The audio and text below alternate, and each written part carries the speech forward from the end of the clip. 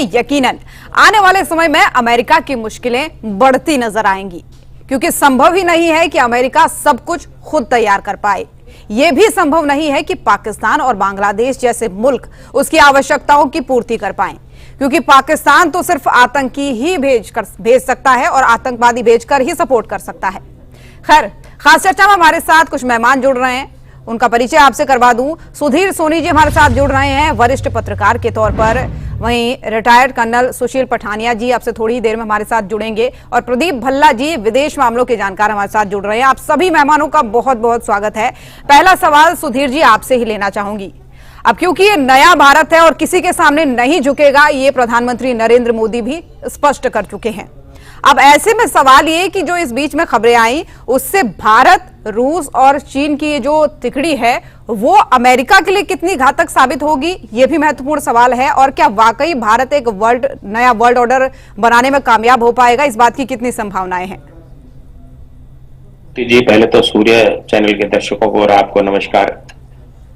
पिछले कुछ दिनों से जब से डोनाल्ड ट्रंप ने, जो राष्ट्रपति हैं अमेरिका के, उन्होंने 25% जब टैरिफ इंडिया पे लगाया और उसके साथ साथ पेनल्टी भी लगाई, तब से घटनाक्रम अगर आप पिछले हफ्ते 10 दिन में देखेंगे तो पूरा जो ब्रिक्स देशों का समूह है और उसके साथ साथ कुछ और देश भी हैं, वो अलाइंड होना शुरू हो गए। इसमें सबसे इस दबाव का जो प्रधानमंत्री का बड़ा अच्छा कथन है कि जो आपदा में अवसर ढूंढते हैं, ये चूंकि भारत आज विश्व की चौथी आर्थिक महाशक्ति बना है इस सरकार के काम करने से, तो जिस तरफ देश पर तेजी से प्रगति कर रहा है, उसके लिए एक तरफ से हो सकता है कि थोड़ा इंस्टेंटली हमको कुछ नुकसान हो, लेकिन आज सबसे बड़ी डेवलपमेंट ये हुई है कि यूएस प्रेसिडेंट हाउस के डिप्टी सेक्रेटरी ने एक स्टेटमेंट दिया है कि नहीं, हम इंडिया के अगेंस्ट नहीं है, हम इंडिया हमारा पुराना स्ट्रेटेजिक पार्टनर है। केवल इस 3 के कंट्री के इकट्ठा होने से, क्योंकि अभी 6-7 साल के बाद गलवान के 2020 के बाद माननीय प्रधानमंत्री अब चाइना भी जा रहे हैं और रशिया के जो राष्ट्रपति हैं वो इंडिया आ रहे हैं, तो ये तिगड़ी का जो इकट्ठा होना है, और चाइना ने इसमें पहली बार कॉमन प्लेटफॉर्म पे भारत का सपोर्ट किया है और यूएस को क्रिटिसाइज किया कि उसका एक तरफा फैसला टैरिफ लगाने का मनमाना है और ब्लैकमेलिंग करने वाला है। तो एक तरफ से तो दूसरी बात आपने कहा कि ये जो टैरिफ बढ़ाने का काम है, इससे केवल और केवल भारत में इकोनॉमी को नुकसान होगा ऐसा नहीं है, इसमें अमेरिका को भी, क्योंकि हमारे यहाँ से जेनरिक दवाइयां $200 मिलियन की जेनरिक दवाइयां वहां जा रही है। क्या ये सारी मांग अगर भारत के लोग अपनी ये फार्मा इंडस्ट्री को कहीं और डाइवर्ट करेंगे तो क्या अमेरिका भरपाई कर पाएगा? क्या वो प्रोडक्शन इतने पैसे में, जिस कॉस्ट में हमारे इंडिया के लोग वहां फार्मा इंडस्ट्रीज के लोग जो दवाएं उपलब्ध करा रहे हैं, क्या वो कर पाएंगे? तो अभी प्रेसिडेंट जो यूएस के, उनको ये अंदाजा नहीं है कि जो टैरिफ वार उन्होंने शुरू किया है ये बहुत खतरनाक एक उसमें जा रहा है, मोड़ की तरफ जा रहा है कि ब्राजील जैसे छोटे देश पे 50%, कनाडा पर 70 देशों के ऊपर में एक तरफा फैसला, जो बिल्कुल एकदम, ये ट्रेड डेफिसिट करने का कोई फार्मूला नहीं है। आप टैरिफ अगर बढ़ा देते हैं तो मेरा ऐसा मानना है कि आने वाले आप समय में देखिएगा कि चाइना और रशिया और इंडिया, अगर ये 3 वर्ल्ड के बड़े इंपॉर्टेंट देश हैं, अगर ये सब लोग एक प्लेटफॉर्म पे आते हैं तो संयुक्त राष्ट्र अमेरिका के लिए बड़ा मुश्किल होगा इंटरनेशनल प्लेटफॉर्म पे आपको सरवाइव करना अपने आप। बिल्कुल, चलिए ठीक है सुधीर सोनी जी, मैं लौटूंगी आपके पास, क्योंकि प्रदीप भल्ला जी भी हमारे साथ जुड़े हुए हैं, विदेश मामलों के जानकार हैं। प्रदीप जी, समझना आपसे ये चाहूंगी, जैसे कि सुधीर सोनी जी भी कह रहे थे कि अमेरिका खुद भी नहीं जानता कि अपना भी वो बहुत बड़ा नुकसान कर रहा है। अब ऐसे यहाँ पर समझने वाली बात आपसे ये है सबसे महत्वपूर्ण कि अमेरिका का इसमें कितना बड़ा नुकसान है। अमेरिका ने अपने पैरों में कुल्हाड़ी मारने का काम नहीं किया, क्योंकि जिन देशों का वो हितैषी बना हुआ है, पाकिस्तान की बात करें या फिर बांग्लादेश की बात करें, वो इसकी कितनी पूर्ति कर पाएंगे? ज्योति जी, आपको नमस्कार और आपका धन्यवाद, तो और बाकी जितने भी श्रोतागण हैं सबका धन्यवाद। इसमें मैं एक चीज पहले लाना चाहूंगा जो काफी लोग नहीं समझते हैं। टैरिफ से किसको नुकसान है? टैरिफ को सिर्फ कस्टमर से को नुकसान है। अगर और क्या हो सकता है, अगर कोई ऐसी चीज है जिसमें कंपटीशन आ जाएगा और दूसरा देश जिसकी टैरिफ कम है, हमसे कम कीमत पे अगर अमेरिका को भेज पाता है तो हमारा नुकसान हो सकता है। लेकिन अगर वो हमारी कीमत को मैच नहीं कर पाएगा तो हमारा कोई नुकसान नहीं है, सिर्फ कस्टमर का नुकसान है। उसमें जो वहां के जो कस्टमर्स हैं वो जाते जो है उसके अगेंस्ट हो जाएंगे, और ऑलरेडी ये चीज शुरू हो गई है। स्पेशली जैसे जो जेनरिक मेडिसिन हैं मेनली, वो इस वक्त दुनिया का कोई और देश इस लायक नहीं है कि वो वहां पे सप्लाई कर सके। इसलिए हमारी जो सप्लाई है, मान लो 100 रुपए की चीज है, उसको 50% करके 150 की कर दी, तो इंडिया का कोई नुकसान नहीं है। इंडिया को तो जितना पैसा जो मिल रहा है वो तो मिलना है, लेकिन वहां की जो पब्लिक है उसको 100 रुपए की चीज जो है 150 में मिलेगी। अब तो नुकसान किसका हो रहा है ये समझना, नुकसान हो रहा है कस्टमर का, तो हमारा कोई इंडिया का नुकसान नहीं हो रहा है। हाँ, ऐसी कुछ चीजें हैं जिसमें कंपटीशन है, जैसे अप्रैल्स हैं, तो बांग्लादेश, वियतनाम वगैरह भी है, वहां पे इंडिया को सोचना पड़ेगा अब हमें क्या करना है, क्योंकि वहां कंपटीशन है, जिसका कम टैरिफ है और जिसका कम रेट पे अमेरिका में जो है सामान जा सकता है, उसको उसका सामान लिया जाएगा, उसका सामान पब्लिक लेगी। लेकिन ओवरऑल देखा जाए तो ये ऐसी कूटनीति है कि इसमें मेनली जो इंडिया की सप्लाई है वो ऐसी है कि उसमें जो है इंडिया का डोमिनेंस है, इसलिए नुकसान हो रहा है अमेरिकन्स का, अमेरिका का तो नहीं लेकिन अमेरिकन्स का कहना चाहूंगा। तो इसमें ये चीज बहुत सोचने वाली है। और ये जो हमारे मोदी जी हैं, ये बिल्कुल चाणक्य नीति अपनाते हैं और जिसको कूटनीति भी कहा जाता है। इनका कोई मुकाबला नहीं है, पूरे दुनिया में ऐसा कोई मुकाबला नहीं है जो इनका मुकाबला कर सके और ऐसी कूटनीति अपना सके, बिना कुछ कहे, बिना शोर मचाए। ये जैसे ऐसा काटते हैं छुरी से कि बस उसको पता भी नहीं लगेगा और उसका अंग भी कट जाएगा। तो ये ऐसी चीज है जो कि समझने वाली चीज है और हमको इसको अच्छे से समझना पड़ेगा। अब ये जो चीज हो रही है हमारा RIC का है, इसकी शुरुआत 1998 में प्रपोज हुआ और 2002 में इसका डाला गया फॉर्मली, लेकिन ये चल नहीं पाया क्योंकि चाइना की विदेश नीति के हमारे से। लेकिन अब जो है देख रहे हैं हम कि हमारे जो हैं डोवल जी और जयशंकर जी रशिया गए हैं, रशिया के पुतिन जी यहाँ पर आ रहे हैं, इंडिया के प्राइम मिनिस्टर जा रहे हैं चाइना में, वहां पे SCO में कुछ बातें होंगी। तो अब इससे अमेरिका पे भी दबाव डलना शुरू हो गया है। चाइना ने तो अब खुल के हमारा समर्थन कर दिया है, ओपनली कर दिया है, ऑफिशियली कर दिया है कि इंडिया को ऐसा करके ये ठीक नहीं कर रहे हैं। तो इससे अब अमेरिका पे बहुत दबाव पड़ जाएगा और जो है अपना डोनाल्ड जी हैं वो अब तड़प रहे हैं कि करें तो क्या करें। तो अब बिल्कुल ऊपरी तौर पर भले ही इस बात को जाहिर नहीं कर रहे, लेकिन अंदरूनी तौर पर वो इस बात को जान रहे हैं कि भाई अब अगर मेरे सारे दुश्मन एक हो जाते और भारत उनके साथ मिल जाता, ये जो हमारा दोस्त हुआ करता था, तो ये हमारे लिए ही मुश्किल है। मैं लौटूंगी भला साहब आपके पास, क्योंकि सुधीर सोनी जी भी लगातार बने हुए हैं। सुधीर जी, समझना यहाँ पर आपसे ये भी चाहेंगे, क्योंकि इतना बड़ा फैसला अगर अमेरिका की तरफ से लिया गया 50% टैरिफ का, और खासकर ब्रिक्स देश इसके निशाने पर एक तरीके से ट्रंप के हैं, तो ऐसे में हम इसको ट्रंप की व्यक्तिगत सनक कहें, उनका राजनीतिक स्टंट कहें, या फिर ये कहें कि भारत की जो उभरती छवि है दुनिया में उसको कहीं ना कहीं कंट्रोल करने की, या फिर उनकी तरफ से ये बर्दाश्त नहीं हो रहा है तो वो ऐसे कदम उठा रहे हैं? ज्योति जी, बिल्कुल ठीक कहा आपने कि भारत आज विश्व की चौथी आर्थिक महाशक्ति बन गया है। जिस तरह से हम तो विकासशील देश है, अमेरिका विकसित देश है, तो हमारे में और उसके अंदर में रिसोर्सेज में बड़ा फर्क है। लेकिन उसके बावजूद, इतने सब संसाधनों की कमी होने के बावजूद, इस सरकार की मेहनत से अब ये देश चौथी विश्व की आर्थिक महाशक्ति बन गया है और हो सकता है अगले आने वाले 2-3 साल में ये दूसरे तीसरे नंबर पे आ जाए। तो ये सनक नहीं है, ये उनका एक बहाना है, क्रेडिट डेफिसिट जिसके नाम लेते हैं वो, मेक अमेरिका ग्रेट अगेन, जो इलेक्शन में उन्होंने एक प्रोपोगेंडा शुरू किया था, तो जनता को लुभाने का। दूसरा एक मैं चीज और जो कहना चाह रहा था कि अब आप देखिए भारत ने एक और झटका दिया है कि बोइंग के ऑर्डर्स को रोक दिया है। तो अब अमेरिका, ऐसा नहीं है कि सारा का सारा नुकसान भारत का होगा। जैसे अभी भल्ला साहब ने भी बोला, जो मैंने भी बताया कि जेनेरिक दवाइयां, वहां आज अगर यहां से दवाइयां जानी बंद हो जाए तो पाकिस्तान थोड़ा दबा दे पाएगा। ये जेनेरिक दवाइयां चाइना से मिलेंगी, चाइना भी नहीं देगा क्योंकि वहां भी 35% टैक्स है। तो अब जब से ये बोइंग का ऑर्डर रोका है सरकार ने, तब से अमेरिकी सरकार छटपटा रही है। अब उनके पास वापसी आने का कहीं से कहीं कोई रास्ता उनको नहीं दिखाई दे रहा है, जिसका नतीजा ये है कि आज व्हाइट हाउस ने प्रेस कॉन्फ्रेंस करने के बाद ये स्टेटमेंट दी कि नहीं, इंडिया हमारा बड़ा इंपॉर्टेंट स्ट्रैटेजिक पार्टनर है। ये उनका पहला कदम है भारत के उस कदम से जिससे चाइना की विजिट हो रही है और NSA हमारे रशिया में कैंप कर रहे हैं, जिसका नतीजा ये होगा कि आप देखिएगा आने वाले समय में, ऐसा नहीं कि सारा दबाव भारत पर रहेगा, ये आने वाले समय में अंदर जो इनका एक भारत की विरोधी नीति जो चल रहे हैं ट्रंप सर, उनका आप देखिएगा कि इसका उनको अमेरिका के लोगों को, जैसा भल्ला साहब ने कहा, मैं भी इस बात से सहमत हूं कि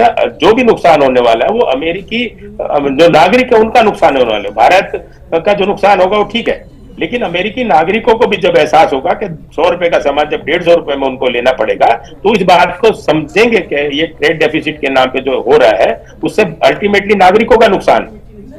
बिल्कुल ठीक है। सुधीर जी, मैं लौटूंगी आपके पास एक बार फिर से। प्रदीप जी, आपके पास वापस आते हुए देखिए, क्योंकि अब ब्रिक्स देश खासकर ट्रंप के निशाने पर हैं, तो इसलिए ये सवाल भी लाजमी बनता है कि क्या जो डॉलर की बादशाहत है आने वाले समय में ब्रिक्स देशों की जो करेंसी है उनको एक तरीके से चुनौती दे सकती है या चुनौती बन सकती है?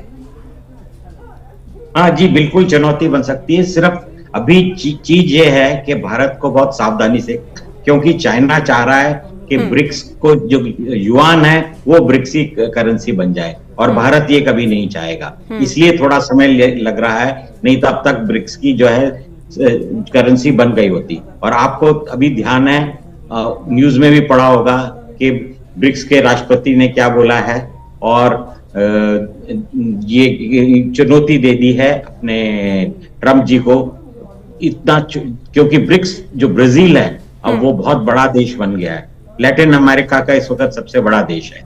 तो ब्रिक्स में अब ये नहीं है कि छोटे मोटे देश हैं, ब्राजील भी बहुत पावर रखता है। अगर ब्रिक्स के सारे देश एक हो जाएं और ये थोड़ा सा भारत को ये यकीन हो जाए कि चाइना जो है हमारा कोई नुकसान नहीं पहुंचाएगा, इसलिए ये जो इतनी मीटिंग्स चल रही हैं, जो डोवाल जी गए हैं, जयशंकर जी गए हैं चाइना में, तो वे इसीलिए गए हैं कि उनको भरोसा चाहिए। मेन चीज है विश्वास, भरोसा, जिसमें जयशंकर जी ने एक आध बार पहले भी किसी मीटिंग में उठाया है कि ये आज सबसे बड़ी चीज है। जब विश्वास हो जाएगा कि जो रशिया है वो चाइना को इतना कंट्रोल कर लेगा कि चाइना का विश्वास नहीं तोड़ेगा इंडिया को, और इंडिया को जो पहले धोखे दे चुका है वो नहीं देगा, तो शायद RIC फॉर्म हो जाएगा। और एक बार RIC फॉर्म हो गया या नहीं भी फॉर्म हुआ और ब्रिक्स पावरफुल बन गया, और ब्रिक्स में आपको पता ही है कि 5 देश तो हैं और 5 देश सम्मिलित हो गए हैं, और देशों की लाइन लग गई है, तो ये G20 को भी पीछे छोड़ देगा। और जिस दिन G20 को पीछे छोड़ देगा तो जितने नाटो के देश और यूरोपियन यूनियन के देश हैं और अमेरिका है, वो उनकी जो है बिल्कुल ही हवा निकल जाएगी। बिल्कुल, यही मैं बताना चाहूंगा। धन्यवाद। ठीक है सुधीर जी, एक बार फिर से आपका रुख करना चाहूंगी, क्योंकि अब टैरिफ वॉर भारत के लिए अमेरिका की तरफ से लगाया गया, तो इस बात की चर्चा हुई जब प्रधानमंत्री मोदी ने भी कहा कि भाई हम झुकेंगे नहीं। भारत की मजबूती का तो ये सबूत है ही है, लेकिन अमेरिका के लिए अंतर्राष्ट्रीय स्तर पर ये अलग थलग पड़ने जैसी स्थिति का खतरा भी नहीं है क्या? आप ज्योति जी बिल्कुल ठीक कहा, अलग थलग तो पड़ी गए।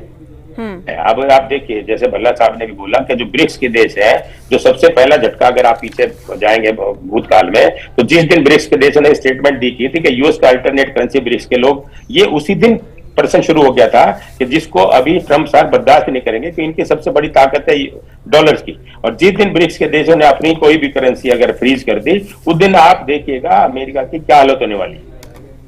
सबसे बड़ा खेल जो है वो करेंसी से शुरू होगा। तो मेरा ऐसा अपना मानना है कि हम तो, चूंकि प्रधानमंत्री का बड़ा विजन है, आपदा में अवसर ढूंढते हैं हम लोग। 1947 के बाद जो जिस देश ने इतना कुछ करने के बाद आज इस लेवल पे खड़ा है कि विश्व की 4थी आर्थिक शक्ति है, तो इन ये समस्याएं तो आती रहेंगी, कोई इससे विषय नहीं है, और भारत से बड़ा एकदम सफलता से इससे निकलकर बाहर आएगा। बिल्कुल ठीक है सुधीर जी, मैं रुक करूंगी। आपका एक और मेहमान हमारे साथ इस वक्त जुड़ चुके हैं, रिटायर्ड कर्नल संतपाल राघव जी हमारे साथ जुड़ चुके हैं। सर, बहुत स्वागत है आपका। महत्वपूर्ण सवाल ये कि जो ये पूरा घटनाक्रम टैरिफ को लेकर हो रहा है ब्रिक्स देशों के प्रति, खासकर जो ये कड़ा रवैया ट्रंप की तरफ से अपनाया गया है, वो सोच रहे होंगे कि हम अपने देश की अर्थव्यवस्था मजबूत कर रहे हैं, लेकिन वो अपने लिए बहुत बड़ा संकट पैदा कर रहे हैं आने वाले समय के लिए भी। आपका इस पर रिएक्शन जानना चाहूंगी। अब जो अन्य देश, चाहे चीन की बात करें, रूस की बात करें, वो भारत की तरफ अट्रैक्ट हो रहे हैं। जी देखिए, जो ट्रंप साहब पावर में आने से पहले इलेक्शन के टाइम पे उन्होंने जो ये एक वार्निंग दे दी थी सभी देशों को, और ये एक टैरिफ वॉर ही कहूंगा मैं, आप जो शब्द है पूरे विश्व के लिए, उन्होंने जो उनके लाइक माइंडेड देश नहीं थे, जो उनकी नीतियों पे नहीं चलने वाले थे, तो उन्होंने उनको वार्निंग दे दी। इंडिया भी उसमें से एक था, इवन कनाडा को भी आप देखें जो उन्होंने जो कहा। अभी ट्रंप साहब ने जो उनके हिसाब से नहीं चल रहे हैं देश, जो उनकी नीतियों के हिसाब से नहीं चल रहे हैं, उनके ऊपर एक टैरिफ वॉर किया है। प्रश्न आपका यह है, चाइना और रशिया और इंडिया, ये आज विश्व के अंदर भारतवर्ष एक बहुत बड़ी डोमेस्टिक मार्केट है, चाइना भी एक बहुत बड़ी मार्केट है और रशिया भी बड़ा सक्षम है। आज जो लीडरशिप है, आप रशिया जो यूक्रेन वॉर में है, फिर भी वो डट के मुकाबला कर रहा है और अमेरिका को इसका जवाब दे रहा है।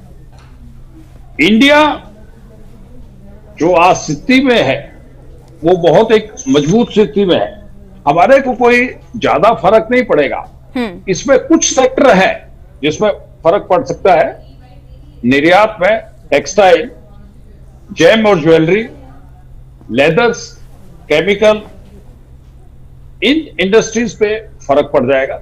लेकिन इसका एक ऑल्टरनेट है कि हम अपनो भारत को आत्मनिर्भर बनाएंगे और इस जो अमेरिका से हमारा व्यापार है उसको हम कम करेंगे और एशियन देशों में और जो हमारे नेबर्स हैं वहां पे अपना व्यापार बढ़ाएंगे और हमारी अर्थव्यवस्था को कोई ज्यादा फर्क नहीं पड़ेगा और ज्यादा ग्रोथ होगी।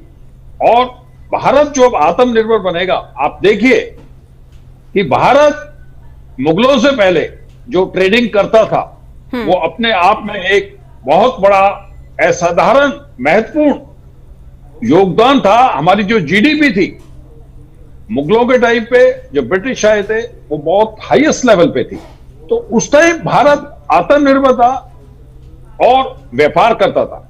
हमारे पास संसाधन है, मार्केट है और हमारी जो नीति है वो बहुत ही कंपेटेबल है कंट्रियों के मुताबिक। और भारत एक विश्वास करता है अपने पड़ोसियों से, अपने नेबर्स में, अपने कॉन्टिनेंट्स में, जितने भी देश है। हमारे प्रधानमंत्री जी विजिट कर रहे हैं और फ्रेंडली रिलेशन बना रहे हैं। हमारी जो नीति है वो बिल्कुल साफ है और इससे हमें ग्रोथ मिलेगी। और मैं आपके चैनल के माध्यम से पूरे विश्व को बताना चाहता हूं, ट्रंप साहब, ये जो टैरिफ वॉर है वो इंडिया को कोई ज्यादा फर्क नहीं पड़ेगा और भारत मजबूत होगा। थोड़ा प्रॉब्लम आएगी लेकिन कुछ समय में हम इसको ओवरकम कर लेंगे। जी बिल्कुल बिल्कुल कर्नल साहब, सही बात आपने कही। समय बचेगा तो जरूर लौटूंगी आपके पास। प्रदीप भल्ला जी, एक आखिरी सवाल छोटा सा मेरा आपसे है कि ये जो कुछ भी चल रहा है इस पर देखिए, भारत की जो रणनीति है वो तो है ही, साफ जवाब हम दे रहे हैं, लेकिन क्या रेसिप्रोकल टैरिफ जैसा कोई एक्शन भारत की तरफ से लिया जाना चाहिए या लिया जा सकता है? इस पर कोई संभावनाएं हो तो बताएं। देखिए, आप शायद पता नहीं है, ये डोनाल्ड ट्रंप भी चीख चीख के कह रहा है कि भारत ने मेरे ऊपर कितने टैरिफ लगा चुका हूं और मैं उससे परेशान हूं। तो भारत ने जो टैरिफ लगाए हैं वो मेनली लगाए हैं एग्रीकल्चर सेक्टर पे, क्योंकि भारत की जो अपनी नीति है, जो मोदी जी भी बोलते रहते हैं, अभी आपने भाषण भी सुनाया है कि मैं अपने एग्रीकल्चर को मैं डिस्ट्रॉय नहीं होने दूंगा, क्योंकि हमारे गरीब किसान हैं, छोटे मोटे हैं, उनके तो बहुत बड़े बड़े फॉर्म हैं और वो एक जो बनता है इतने इतने बड़े बड़े फॉर्म है कि एक छोटे टाउनशिप के बराबर फॉर्म है, उनको कोई फर्क नहीं पड़ता है उनका प्रोडक्ट कहाँ जा रहा है। हालांकि अब आप देखेंगे, ये अगर आपने न्यूज में पढ़ा होगा कि सब देशों ने, उनका कनाडा मेनली है, कि रिजेक्ट करना शुरू कर दिया उनके कॉर्न को, उनकी और चीजों को, जो है उनके जो फॉर्म की चीजें हैं कि वो जेनेटिकली ठीक नहीं है, इसलिए उनको रिजेक्ट करना शुरू कर दिया। इस पे अगर आप गौर करें तो ये चीज बहुत महत्व वाली हो जाती है। तो इससे नुकसान अब जो लाइमलाइट में आ जाएगा अमेरिका का ये जितना एग्रीकल्चर प्रोडक्ट है, और नुकसान जो है अमेरिका को ही होने वाला है। बिल्कुल, तो इसलिए जो है हमें बिल्कुल भल्ला साहब, ये तो कहा जा सकता है कि भारत माकूल जवाब दे भी रहा है और वो जो उसकी उभरती छवि है और साथ में चीन और ब्राजील का या फिर रूस का जो साथ मिल रहा है, वो कहीं ना कहीं अमेरिका के लिए घातक जरूर साबित हो सकता है। बहुत धन्यवाद आप तीनों मेहमानों का हमारे साथ इस खास चर्चा में जोड़ने के लिए।